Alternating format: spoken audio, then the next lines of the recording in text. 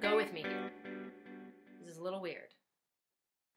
When in the shower and someone's trying to talk to you, whether at the club or at home, wherever you might be taking a shower, that water makes a noise that makes it difficult to hear long phrases. We get lost. We're like, what? I can't hear you. Repeat it.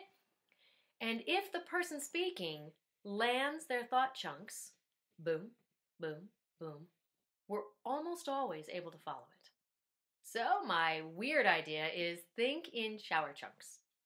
Think that your audience is in the shower, you're outside the shower, and you're trying to make it as simple and as easy for them to follow. We talk about landing your thoughts and speaking in thought chunks versus speaking in whole sentences. Whole sentences is what the eye takes in the written language.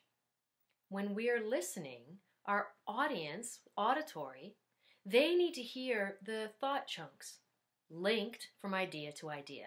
But they need each thought chunk to land. And that can be really difficult. For one thing, many of us will sort of end one thought chunk and we'll just link the next one on because we've already passed that one and we're just linking it here and we can link all the way along. And people are like, what?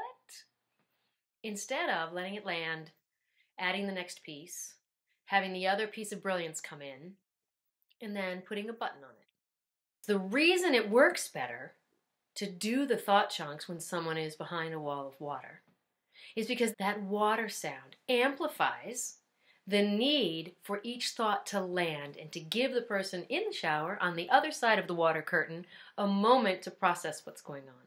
They need just that fraction of a moment to be sure they heard what they thought you heard. So they're processing it just a little bit because there's distortion through the water.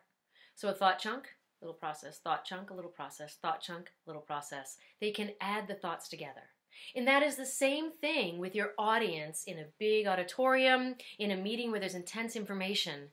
Pauses, micro pauses between your thoughts. Give your audience that micro pause to process.